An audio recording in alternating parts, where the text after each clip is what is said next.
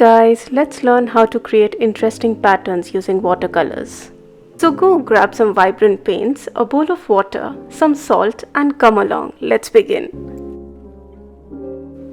Here I begin by giving the triangle a generous wash of water, and then I'm going to use a very runny blue to color the space.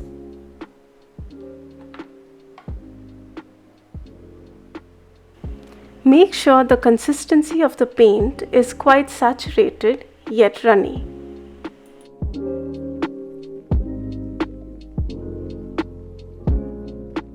And now for the magic. I am sprinkling some salt all over the area, making sure it's an even layer.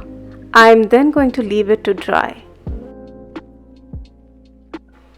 And now onto the second painting. I'm going to attempt to do a galaxy. Here I am wetting the area I want to paint with water so that the colors flow easily into one another and they blend seamlessly. So for this one, I'm going to use some yellow, some crimson red, green and blue. Basically all the vibrant colors you could think of.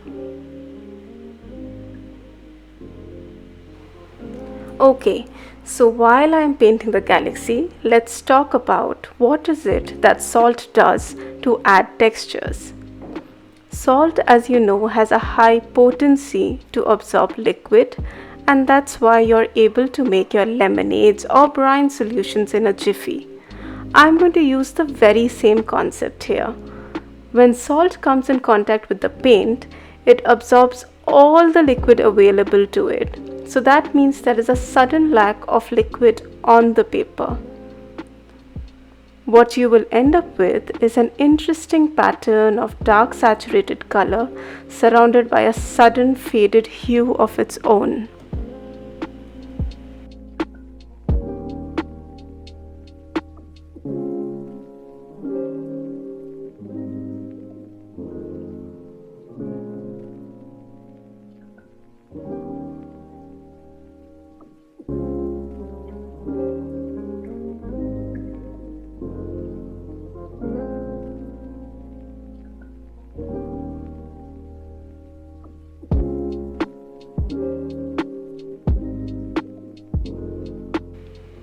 So you see me sprinkling an even layer of salt here as well. I'm using plain table salt here. You can use any salt for that matter. In fact, if you have salt of various coarseness, that can actually give you the best effects as different salts absorb water differently.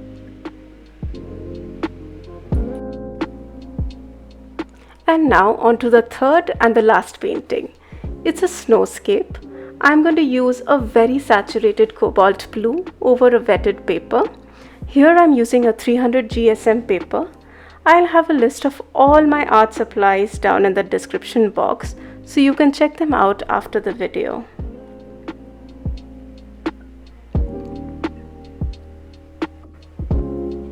By the way, I'm doing a 30-day challenge on my Instagram where I'm posting one painting a day for 30 days in a row.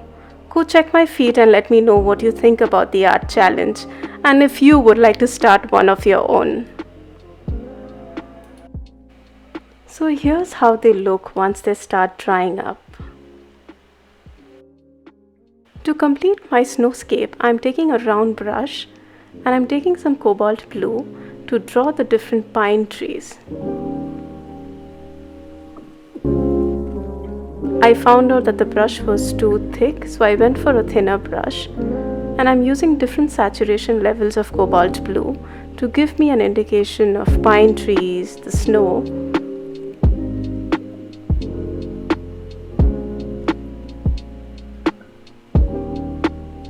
And here's me taking Prussian blue, a darker version of cobalt blue, to draw the two human figures.